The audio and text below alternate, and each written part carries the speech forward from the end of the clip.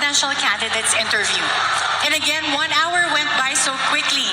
So we're down to the last question for our last candidate for the evening.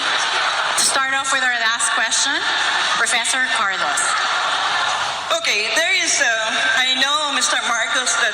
Professor Carlos, I know you're gonna love me for this. You're wearing your sunglasses again. Sorry again.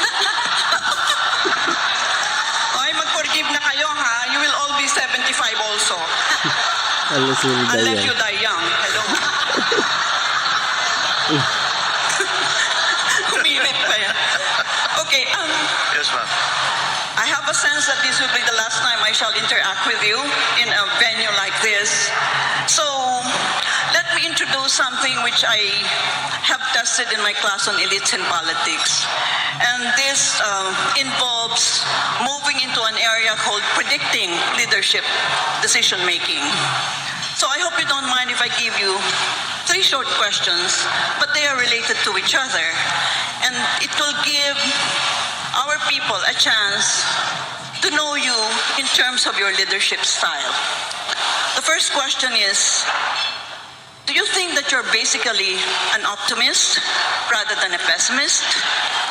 Number 2, do you think you are basically a high-risk taker rather than a low-risk taker? You'll notice the 2 are related. And the third question is, do you think you are Machiavellian? Well, the first question is if I'm an optimist or a pessimist. I'm essentially an optimist.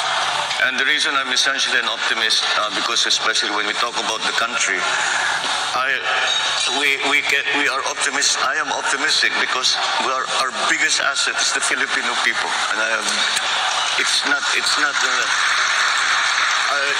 I try to be very objective about it, ma'am. I have traveled all over the world. I have not met a better people than Filipinos in every possible. Am I a risk taker or not? When it comes to national issues, I tend towards the conservative only because a mistake will cost so much suffering to so many people. In other words, you have to be very careful with the decisions you make. And it's not something that you do offhand. You think about it very hard. You talk to as many people as you can. And you make absolutely certain that you have done everything that you can possibly do to make whatever your plan is, to make it work. Am I Machiavellian? Well, I've studied him quite thoroughly, and I know very many Machiavellians in my life. But Is it Machiavelli in terms of taking every means to produce an end, not the other Machiavellian, the bad Machiavellian? Well, certainly, we have to be aware of everything that is going to help whatever it is that you are hoping to achieve. And on a national scale, that means you have to understand very well what the situation is on the ground. Ganito kasi ang sitwasyon ng mga tao, ito na ngayon sila.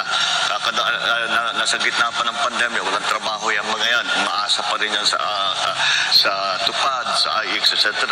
O paano tayo lalabas niyan? Where will what are the other countries doing? Kailangan maging maingat so I suppose in the same sense as you say that these questions were related, it's a way of being careful and being very, very knowledgeable about what are the things that have to come into play so that you will achieve success, whatever that success, however you define that success. So in that sense, yes, ma'am, I am a Machiavellian. Yeah, thank you. In future, if you have time, please come to the university and I will discuss with you. It's called the operational code construct.